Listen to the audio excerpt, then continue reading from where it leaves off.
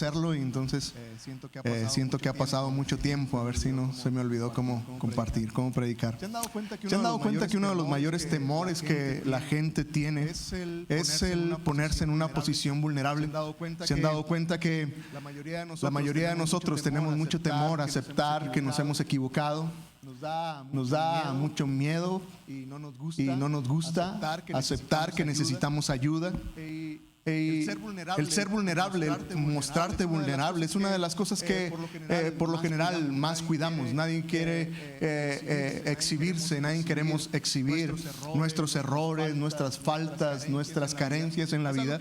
Es algo que siempre estamos cuidando, y el punto es que por alguna razón siempre tratamos de cubrirlo, siempre tratamos de disculparnos, de dar una buena razón por qué las cosas no funcionan en nuestras vidas, pero difícilmente nos ponemos en esa posición vulnerable, porque al final se requiere de mucha valentía para reconocer que necesitas ayuda, para reconocer que nos hemos equivocado, para reconocer que hay pecado en nosotros. Necesitamos ser muy valientes. Y sabes, una de las personas que más me sorprende es el apóstol Pablo. Si no tienes mucho tiempo en la iglesia y no sabes mucho de la Biblia, el apóstol Pablo es este hombre que Dios usó de una manera extraordinaria. Es un hombre que Dios usó para escribir gran parte de lo que hoy conocemos como el Nuevo Testamento. El apóstol Pablo era ese hombre, ese instrumento en las manos de Dios para alcanzar a personas que jamás nos hubiéramos imaginado que en la historia esas personas pudieran ser alcanzadas por el Evangelio. Y entonces, si tienes tiempo en el Evangelio, estarás de acuerdo conmigo que para la mayoría de los seguidores de Jesús, Pablo es así como un tipo de héroe, es un tipo de wow, ese hombre es extraordinario. Pero me sorprende mucho que en alguna vez el apóstol Pablo contó de él mismo un testimonio acerca de su vida, y lo dejó escrito allá en Romanos en el capítulo 7, en el versículo 15 y 19. Todo el capítulo 7 el apóstol está abriendo su corazón de una manera extraordinaria, y mira lo que dice, no entiendo qué me pasa. Pues no hago lo que quiero, sino lo que aborrezco. Y luego en el 19 dice, porque no hago el bien que quiero, sino el mal que no quiero. Y otra vez es el apóstol Pablo. Y entonces, cuando tú piensas en un hombre como el apóstol Pablo diciendo, no sé qué me pasa, hago lo que no quiero. No sé qué me pasa, porque el bien que quiero no lo hago, sino termino haciendo lo malo en mi vida. Y me reta tanto porque es el apóstol Pablo, y Pablo se pone en esta posición vulnerable, se pone en esta posición de decir y aceptar del mismo que hay algo en su vida que no está bien. Y otra vez esto rompe con toda la expectativa de perfección que se le demandaría a un apóstol. Y uno diría, oye, ese es el apóstol Pablo, por favor. Has escrito tantas cartas a tantas iglesias, has hablado tanto del Evangelio, eres el que se para a predicar cada domingo, y eres el que dices que hay cosas en tu vida que están mal. Rompe con toda la expectativa, ¿te das cuenta? Cualquiera hoy en día podríamos decir, pues hay algo que no está muy bien en tu vida, Pablo. Pero otra vez quiero llevar tu atención ante este punto de mostrarse vulnerable, de reconocer, aún con todo lo que era el apóstol Pablo, aún con todo lo que él hacía, aún con todo lo que él podía experimentar en su vida, él podía reconocer: hay algo en mí que no está bien. Termino haciendo no el bien que quiero, sino el mal que no quiero. Termino haciendo las cosas que no están bien en mi vida. Y con esto como contexto, yo les preguntaría a cada uno de ustedes: ¿ustedes también luchan con algo? ¿Hay un hábito en tu vida que desearías no tener? ¿Hay un pecado en tu vida con el cual estás lidiando y tienes años lidiando con el mismo pecado, y tienes que reconocer, y tal vez has orado a Dios y le has dicho a Dios, por favor, ayúdame a parar, ayúdame a no pecar más en esto? Y tal vez hasta podrías negociar con Dios diciéndole: Dios, si si me ayudas a dejar este pecado, entonces yo te prometo esto. Y tal vez por temporadas en tu vida te has detenido y has vivido en victoria sobre un mal hábito, sobre un pecado en tu vida, pero desafortunadamente pasa el tiempo y vuelves a caer. Y vuelves a caer en lo mismo y vuelves a ofender a Dios y ofender a los que están a tu alrededor. Y esta serie se trata de estas preguntas. ¿Alguna vez te has preguntado por qué no puedes parar? ¿Alguna vez te has preguntado por qué no puedes cambiar algún hábito o un pecado en tu vida? El mensaje de esta mañana tiene que ver con eso. ¿Por qué no puedo detenerme en cierta área en mi vida? ¿Por qué sigo lidiando con algún pecado en mi vida? Y hoy quisiera llamar tu atención hacia eso. Y entonces, ¿qué te parece si buscamos al Señor juntos? Me acompañas a orar y pedimos que Dios hable a nuestra vida. Padre, te pedimos, Señor, que por el poder de tu Espíritu, de alguna forma hables a nuestros corazones, que tu palabra que es viva y eficaz traiga aliento, que tu palabra, Señor, nos fortalezca para superar, Señor, cualquier cosa en nuestra vida, ese mal hábito, ese pecado que nos tiene atados, y que podamos, Señor, dejar aquellas cosas, Señor, que a ti no te agradan. Dios, que por tu gracia podamos vivir esa vida que a ti te agrada, que podamos ser libres, Señor, del pecado. Gracias, Señor, por lo que nos enseñarás hoy. En el nombre de Jesús. Amén. ¿Qué pasa cuando queremos cambiar algo y no podemos? Bueno, yo diría que muchas de las veces las personas queremos cambiar, tenemos muy buenas intenciones, tenemos toda la intención por cambiar, pero muchas veces tenemos la estrategia equivocada.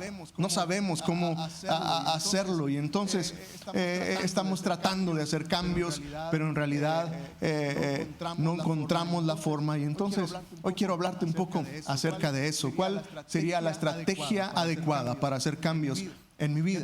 Y ante la pregunta, ¿por qué no podemos cambiar y dejar ciertos hábitos en nuestra vida? Bueno, algunos expertos hablan de que hay múltiples factores que influyen en contra de hacer cambios positivos en nuestra contra, que no nos dejan cambiar. Y entonces, algunos de ellos, ante la pregunta, ¿por qué no podemos cambiar? ¿Por qué no podemos dejar ese hábito? ¿Por qué no podemos dejar ese pecado? Bueno, dicen los expertos que hay varias razones. Una de las razones sería lo que ellos llaman razones prácticas. Es decir, aquellas cosas que tú y yo no podemos cambiar tendría una razón muy práctica. Por ejemplo, ¿por qué no puedo cambiar de levantarme temprano para tener mi devocional? ¿O por qué no me puedo levantar más temprano para hacer ejercicio? ¿O por qué no me levanto temprano simplemente para llegar temprano al trabajo? Bueno, una razón muy práctica sería, pues si te quedas viendo Netflix hasta las 2 de la mañana y no pones la alarma, pues nunca te vas a levantar temprano si te desvelas antes. Es una razón muy práctica. ¿Por qué no puedo cambiar? Bueno, por lo que haces en medio de tu vida, y es una razón práctica.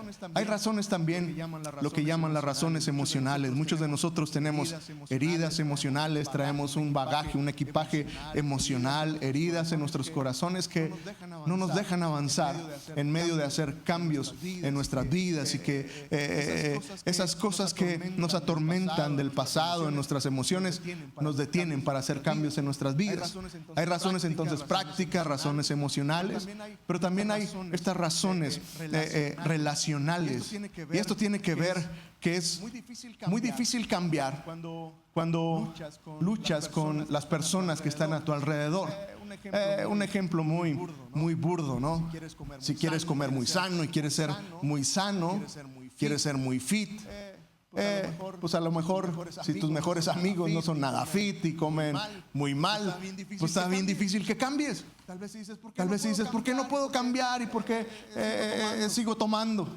Pues tal vez tus mejores amigos son los dueños del expendio, ¿no? ¿Con quién te juntas? ¿Por qué no puedo cambiar cuando en ocasiones Es muy difícil luchar con las personas que te juntas. ¿Por qué no puedo servir más a Dios? ¿Por qué no puedo ser una persona más espiritual y más entregada? Bueno, ¿quiénes son tus amigos? ¿Quiénes son tus mejores amigos? Y en ocasiones tus mejores amigos ni siquiera son seguidores de Jesús. Entonces es bien difícil. ¿Cómo serías un mejor hijo de Dios si tus relaciones van en contra de lo que tú quieres hacer? Y es una razón muy práctica. No cambiamos porque en ocasiones nuestras relaciones nos impiden hacer cambios. Entonces hay estas razones prácticas, hay estas razones emocionales, hay estas razones relacionales que nos impiden hacer cambios. Pero también dicen los expertos que hay razones físicas. Este elemento físico, es decir, algunos de nosotros tal vez somos más fuertes en alguna área, pero más débiles en otros. Tal vez tiene que ver con que tal vez esas vías neuronales no están muy bien en nuestro cerebro, necesitan cierta atención. Tal vez tienes un desequilibrio químico en tu cuerpo que necesita ser atendido. Y entonces hay estas cosas físicas que no nos impiden hacer cambios en nuestra vida. Y entonces están todas estas razones prácticas, emocionales, relacionales y físicas por las cuales en ocasiones no podemos cambiar. Pero estoy convencido que, mira, la mayoría de las veces la raíz del problema se trata de un problema espiritual. La mayoría de las veces cuando nos preguntamos ¿por qué no puedo cambiar este mal hábito? ¿Por qué no puedo soltar ese pecado en medio de mi vida? ¿Sabes? La razón es porque hay una situación espiritual en medio de nuestras vidas. Y esto sucede en todas las personas. No importa si eres un seguidor de Jesús o no lo eres, si eres cristiano o no te consideras un cristiano. Esto sucede en la vida de todos porque la raíz de esta situación espiritual tiene que ver con ese deseo, ese anhelo de satisfacer una necesidad espiritual con algo que no es Dios. Y entonces estás buscando satisfacer ese vacío, ese anhelo, ese hueco que hay en tu vida, y estás buscando en todas partes cómo solucionarlo, menos en Dios. Y ese es nuestro problema espiritual. Y entonces, ¿sabes? Hoy quiero hablarte de este elemento espiritual del cambio. Hoy quiero hablarte acerca de eso. Y cuando pienso en esta área espiritual, ¿por qué tú y yo no podemos cambiar? ¿Sabes? Tengo que reconocer que todo comienza cuando nos esforzamos, cuando nos enfocamos más en lo tóxico de la religión y olvidamos el poder de la gracia de Dios. Hoy usamos mucho esta palabra tóxico, ¿no? Relaciones tóxicas, esposas tóxicas y cosas como eso. ¿Saben a lo que me refiero? Y creo que la religión es igual de tóxico, es igual de negativo. Pero ese es el punto, ¿sabes? Mucho de nuestro problema en medio de nuestra vida cristiana es enfocarnos en la religión, en lo enfermo, en lo venenoso que es la religión, y olvidar el enorme poder de la gracia de Dios. Y mira, tenemos que entender de qué estamos hablando, porque a veces hay personas que se confunden y dicen que esto que hacemos aquí no es religioso, que usted no es pastor y no se dedica a las cosas religiosas. Bueno, cuando hablamos de religión no estamos hablando precisamente de la gente de la iglesia o de lo que hacemos aquí, y por lo general lo relacionamos con eso. De hecho, podría hacerte tan sincero y decirte que una de las cosas con las que más lucho y que no me gustaría jamás identificarme sería con la religión. No me gustaría que alguien dijera, el pastor es un religioso, ¿sabes? Por una simple y sencilla razón: no quiero ser religioso porque Jesús no lo fue. Y si hubo alguien que reventó contra la religión, alguien que estuvo en contra de la religión, fue Jesús. Y entonces si tú estás aquí y es la primera vez que estás en la iglesia y tienes temor a, no, es que yo no me quiero volver un religioso, y piensas que la religión está mal, déjame decirte que estoy contigo, estoy de acuerdo contigo. La religión es algo que el mismo Señor Jesucristo reventó contra ello.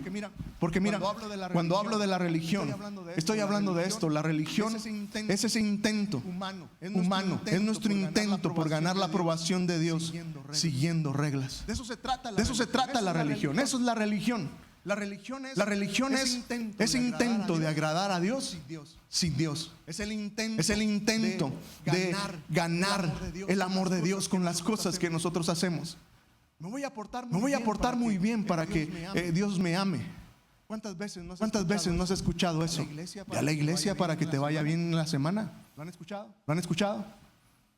Porque si no vas a la iglesia te va a ir mal. Eso es lo que hace la religión. Cumple reglas. Para que te ganes el favor de Dios. Ora en la mañana para que Dios te bendiga. Y mira, no estoy diciendo que no tienes que orar, no me malentiendas. Pero este es el punto de la religión, de tratar de agradar a Dios con lo que tú y yo hacemos. Querer ganarnos el favor de Dios, querer ganarnos la admiración, el amor de Dios por las cosas que nosotros hacemos. Eso es la religión, el intento humano por agradar a Dios. Yo quiero llevarte un versículo que me pareció extraordinario. Está en la carta de Tito, en el capítulo 2, el versículo 11. Mira lo que dice. Si tienes tu Biblia, quieres abrirlo y subrayarlo, es un gran versículo. Dice porque la gracia de Dios se ha manifestado para la salvación de todos los hombres. Déjame detenerme aquí porque esto es extraordinario. Me parece que esta sería la noticia más asombrosa que jamás escucharás. La gracia de Dios ofrece salvación. Esta es la buena noticia. La salvación no viene por portarte bien. La salvación no viene por venir a la iglesia. La salvación no viene por otra cosa más que por la gracia de Dios. Dice que es por medio de la gracia de Dios, esa gracia que se ha manifestado, que trae salvación. Si eres un seguidor de Jesús, estarás de acuerdo conmigo. Tú y yo no estamos bien con Dios por nuestros esfuerzos religiosos. Tú y yo no somos mejores delante de Dios por nuestros intentos de agradar más a Dios. Estaremos de acuerdo que tú y yo no somos justificados ante Dios por nuestros esfuerzos, somos justificados por su gracia, somos salvados por su gracia, somos amados por su gracia, somos aceptados y recibidos delante de Dios solo por su gracia, no por lo que tú y yo hacemos. Pero la noticia sigue siendo extraordinaria. Dice que la gracia provee salvación. Pero luego nota esto, dice que es para todos los hombres.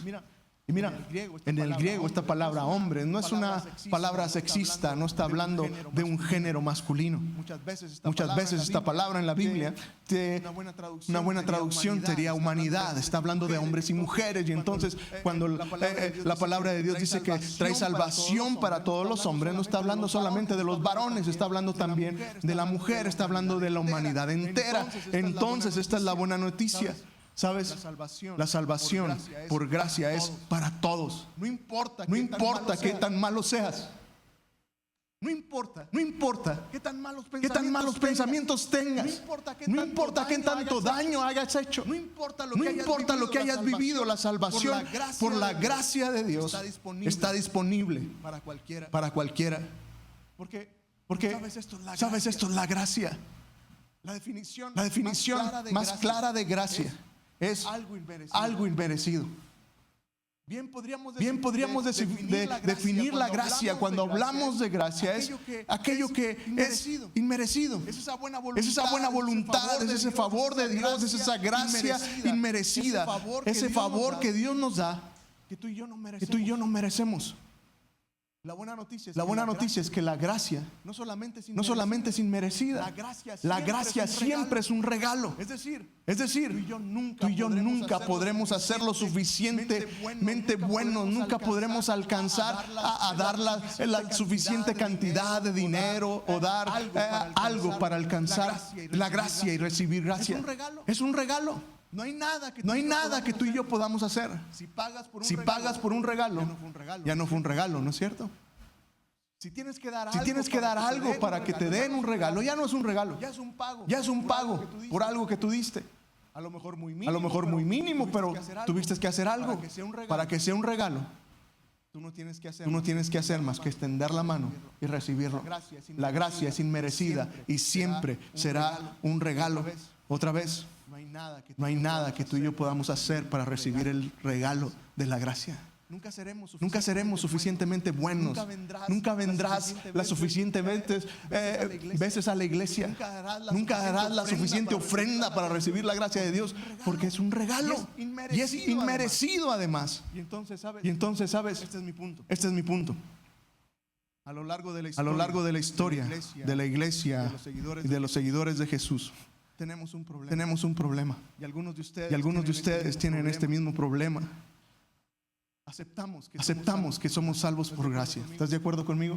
Que no hay nada que tú y yo hubiéramos podido hacer para recibir esa gracia redentora, para recibir el perdón de nuestros pecados. Pero este es el punto. La mayoría de las personas que siguen a Jesús muchas veces creen en esa gracia que les salva. Pero una vez que han sido salvados, entonces dicen: sí, soy salvo por gracia.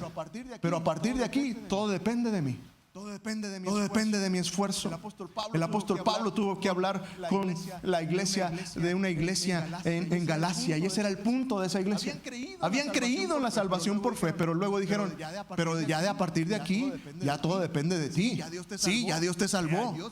Dios hizo su parte, ahora tú haz tu parte. Entonces ahora tú pórtate bien. Ahora tú agrada a Dios. Ahora tú esfuérzate. Y muchas personas viven la vida pensando así: soy salvo por gracia, pero mi vida depende de mi esfuerzo. Y tengo que ir esforzándome en la vida cristiana, alcanzando reglas, cumpliendo situaciones. Y a veces la vida cristiana tiene este sabor de esfuerzo. Y cuando te preguntan: ¿de qué se trata ser cristiano? Muchas veces nuestra definición de ser cristiano es: bueno, si eres cristiano ya no dices malas palabras. Eso es ser cristiano. Y entonces tú eres un cristiano. Bueno, estoy tratando de ya no decir malas palabras. Y la vida cristiana se trata del esfuerzo. Y entonces hablamos entre nosotros y: estoy tratando de ser un hijo de Dios. Estoy tratando de ser un buen padre. Estoy tratando de no enojarme más con mi esposa. Estoy tratando de no quedarme con el dinero que no es mío. Estoy tratando. Pero la vida cristiana no se trata de eso. ¿Sabes? Tú y yo tenemos que reconocer esta verdad. La gracia que te salva es la misma gracia que también te sostiene. La gracia de Dios es una gracia que no solamente ganó un lugar para ti y para mí en el cielo, sino que es la gracia la que nos sostiene.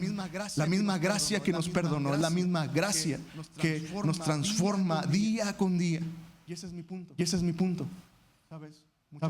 Muchas veces hemos olvidado el poder enorme que la gracia tiene. Y mira, si seguimos ahí en este pasaje de Tito 2, el escritor bíblico dijo: porque la gracia de Dios se ha manifestado por la salvación de todos los hombres. Pero luego dice: y es esa gracia que nos enseña que debemos renunciar a la impiedad y a los deseos mundanos y a vivir en esta época de manera sobria, justa y piadosa. ¿Qué hace la gracia? Nos enseña. Ese es el trabajo de la gracia en nuestras vidas. Entonces cuando tú y yo nos preguntamos: ¿cómo aprendemos a vivir una vida que glorifique a Dios? ¿Cómo vivimos una vida libre del pecado? Déjame comenzar diciéndote lo que no nos ayuda, lo que no te enseña a vivir una vida libre de pecado. Déjame decirte lo que no nos ayuda, y lo que no nos ayuda son las reglas, la ley, la religión. Eso no nos ayuda para cambiar. Eso no nos ayuda a hacer lo correcto en nuestras vidas. La religión jamás ha transformado a nadie. Pero sabes, otra vez. Muchas veces hemos pensado que son las reglas lo que nos cambian. Y hemos vivido bajo reglas porque ¿quieres cambiar eso? Entonces haz esto y haz esto. Y una lista de reglas para cambiar, como si fueran recetas mágicas. Pero según la Biblia, las reglas nunca cambiaron a nadie. Porque sabes, solamente la gracia de Dios es la que nos enseña. Y esto me sorprendió, descubrir este pasaje y reconocer esta verdad. La gracia de Dios que te enseña a decir que no. La gracia de Dios es la que te permite esa determinación, esas fuerzas de decir no a la impiedad de este mundo. Es la gracia de Dios la que nos fortalece para tener ese dominio propio en nuestra vida. Y entonces cuando nos preguntamos ¿por qué no podemos cambiar esto? ¿No será porque estamos tan enfocados en lo tóxico de la religión y hemos olvidado el enorme poder de la gracia de Dios en nuestras vidas? ¿Sabes? Es la gracia de Dios lo que nos cambia. Déjame explicarlo un poco mejor. ¿Cómo es que la gracia de Dios nos cambia? Mira, simplemente es ver esta relación entre la religión y la gracia. Cuando piensas en el enfoque de la religión, ¿en qué se enfoca la religión? Te darás cuenta que la religión siempre está enfocada en esos cambios, está enfocada en lo externo, en lo que las personas ven. El enfoque de la religión es ese esfuerzo externo por estar bien delante de las personas. De eso se trata la religión, que nos veamos bien. La religión es lo que te enseña. Mientras te veas bien, no importa lo que hay adentro. Y por eso nos importa tanto cómo debe vestirse alguien que es cristiano. ¿A qué lugares va un cristiano? ¿Cómo habla? ¿Cómo se peina? ¿Qué cosas usa?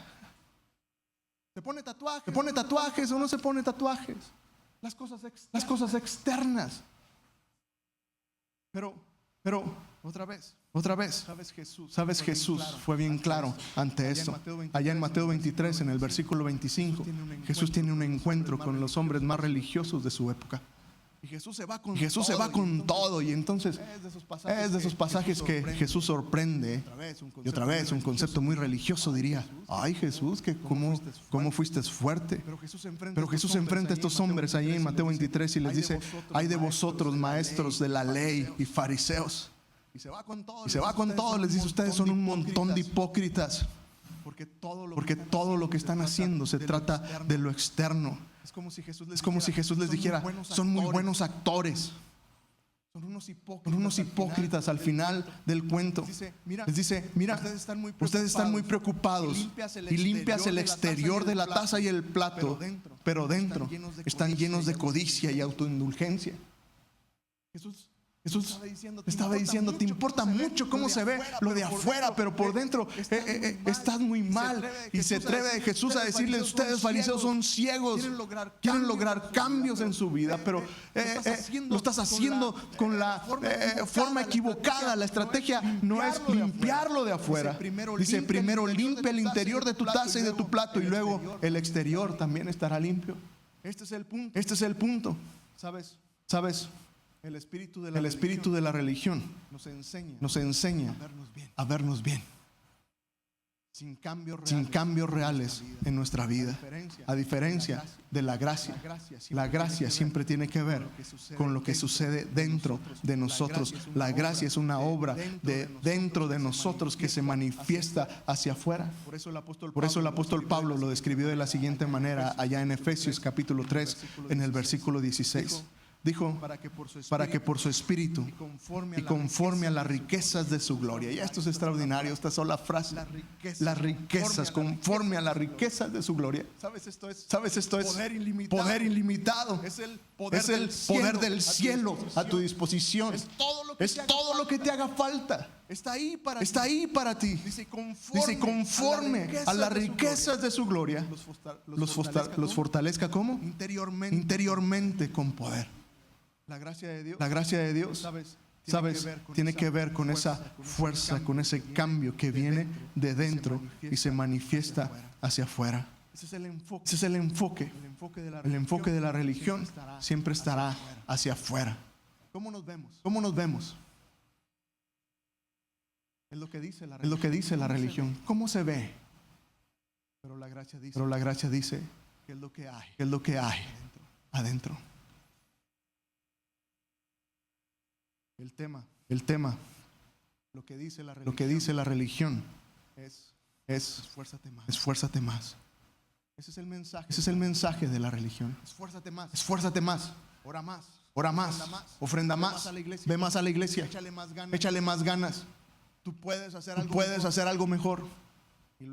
Y luego ese sentimiento emocional, esa carga emocional que luego los predicadores ponemos, me cuento entre ellos porque lo he hecho muchas veces, Dios se lo merece.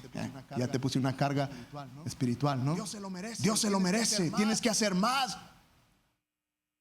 Eso es lo que dice la religión.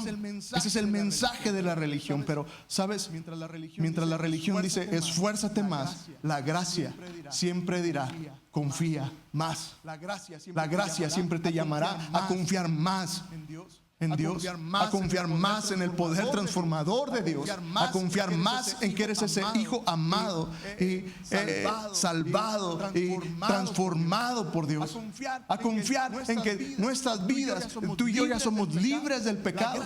La gracia siempre nos llevará a decir, confía más en lo que tú eres, reconoce más el poder de Dios que está a favor tuyo. Y la religión dirá, esfuérzate, haz más para el Señor. ¿Sabes? El apóstol Pablo, este que reconoció que había situaciones en su vida que quería cambiar y no podía, llegó a una conclusión. Y en medio de clamar a Dios porque hiciera cambios en su vida y no recibir la respuesta que esperaba, él llegó a esta conclusión allá en 2 de Corintios 12, en el versículo 19. Él dijo, pero él me ha dicho, es decir, Dios me ha dicho, después de intentar hacer tantos cambios en su vida y no poderlos hacer, él recibió este mensaje de parte de Dios. Con mi gracia tienes más que suficiente. Porque mi poder se perfecciona en tu debilidad. Por eso, con mucho gusto, dice el apóstol, habré de jactarme en mis debilidades para que el poder de Cristo repose en mí. La conclusión de Pablo fue, Dios me dijo, bástate mi gracia. Interesante, porque un buen mensaje hoy en día sería que Pablo hubiera dicho, Dios me dijo, esfuérzate más. Ve más a la iglesia. Lee más la Biblia. Esfuérzate más para hacer cambios. Ese es el mensaje que tantas veces escuchamos en las iglesias hoy y nos olvidamos del poder de la gracia. Pablo reconoció y dijo, Dios me confió esto, Dios me dijo esto, mi gracia es más que suficiente. La gracia de Dios es suficiente para liberarte del pecado más atroz que haya en tu vida. La gracia es suficiente para romper la esclavitud a ese pecado de pornografía que tienes. La gracia de Dios es suficiente para romper con ese pecado de orgullo que hay en tu vida, con ese pecado de compras excesivas, con ese pecado de contar mentiras, con ese pecado que hay en tu vida que sigues arrastrando en medio de tu vida. Y es lo que Dios le dijo a Pablo, mi gracia es suficiente. Y por eso, ¿sabes? Todo comienza con volvernos vulnerables. Por eso Dios le dijo, mi poder se perfecciona en tu debilidad. ¿Por qué no podemos cambiar? Tal vez porque no hemos sido lo suficientemente honestos. Tal vez porque no hemos querido aceptar que necesitamos ayuda. Tal vez porque no hemos querido aceptar y reconocer, de decir, necesito que alguien me ayude para dejar esto. Y ahora entiendo el mensaje de Pablo al abrir su corazón y decir, hay cosas que quisiera cambiar y no puedo. Porque él entendió esto. Por eso, con mucho gusto dice, voy a jactarme, voy a presumir, voy a confiar, voy a decir mis debilidades. Para que el poder de Cristo repose en mí. Mira, déjame terminar con esto en lo que los músicos pasan. El meollo del mensaje, el punto en el que quiero llegar es que, ¿sabes? La gracia de Dios funciona así, comienza a transformarnos así. Cuando tú y yo entendemos esa gracia de Dios en nuestras vidas, es que tú y yo podemos ser vulnerables. Porque cuando tú y yo entendemos, somos amados por Dios, no por lo que hacemos, sino por lo que Él es. Estás en la posición para aceptar que puedes cambiar. Es el punto de partida, mi querido hermano.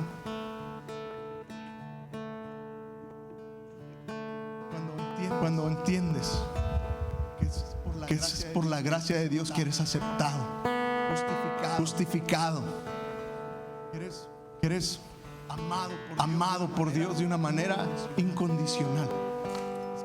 Es que estás listo para volverte vulnerable. No sé cómo funciona.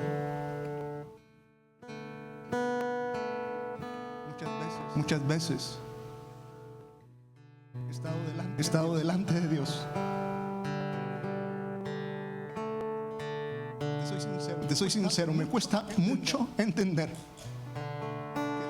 que Dios me ame. Y es, ¿en serio Dios me ama? Después de lo que hice. Y siempre he escuchado de Él. Tranquilo. Así te amo. Porque su amor es incondicional. A veces tengo que luchar tanto para pararme en este lugar y compartir con ustedes. Decir, Dios es en serio. No habrá alguien mejor, más santo. Y Dios me sigue diciendo, es mi gracia. Cuando veo mi familia y veo mi matrimonio y digo, Dios, ¿es en serio? Sigue sosteniendo mi matrimonio después de lo que hago. Dios sigue sosteniendo mi ministerio y una iglesia. Dios sigue diciendo, claro. Porque mi amor es incondicional. Mi aceptación no depende de lo que hagas. Y sabes, cuando he entendido eso ha traído la libertad para buscar a alguien, un mentor. Y con mucha pena abrir mi corazón y decir, batallo con esto y esto. Ayúdame. Porque sabes, nunca podrás cambiar algo que tengas oculto. Es como los hongos, ¿no? A los hongos les encanta la oscuridad y la humedad. Así son las infecciones. Pero cuando lo sacas a la luz, todo se detiene. Ese es el pecado. Como un hongo, como una infección, mientras esté cubierto, mientras lo mantengas en secreto, ahí seguirá creciendo y seguirá envenenando tu vida. ¿Por qué no puedes cambiar? ¿Por qué no puedes dejar ese pecado? Es porque, sabes, necesitas sacarlo a la luz. Por eso la palabra de Dios no se equivoca cuando dice, confiesen sus pecados los unos a los otros. Y no está hablando de que nos paremos aquí a decir todos nuestros errores. No funcionaría. Muchos saldríamos desilusionados de este lugar. Pero sí funciona de esta manera. Si tú buscas a alguien, un amigo espiritualmente fuerte y sabio, y hables con él y abras tu corazón y digas, con esto es lo que batallo, ayúdame. Y cuando tú buscas al Señor junto con alguien más, entonces sabes, la gracia de Dios puede cambiarte. Tal vez hoy te pase lo mismo que a mí. Decir, pero qué vergüenza, qué pena hablar de nuestro pecado. Pero déjame terminar con lo siguiente. Mira, Pablo dijo lo siguiente: pero cuando abundó el pecado, sobreabundó la gracia. Y esto es extraordinario. Hoy pudiéramos disfrazarnos de religión y decir, ay, todos somos bien buenos y no hay pecado en nuestras vidas. Pero el mensaje de Dios es: no importa cuántos años tengas en el Evangelio, no importa si estás comenzando, tengas muchos años en el Evangelio, si hay algo en tu vida, si hay un pecado en tu vida, esta es la promesa: donde abundó el pecado, sobreabundó la gracia. La gracia de Dios es suficiente. Tú y yo no tenemos por qué seguir esclavizados a un pecado. Por eso esta mañana quisiera invitarte a que te tomes un tiempo. ¿Por qué no inclinas tu rostro y hablas con Dios?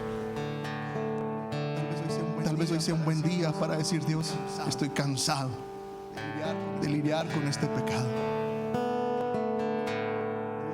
Dios, he intentado hacer cambios y sigo fallando. Pero hoy, Dios, tomo tu gracia.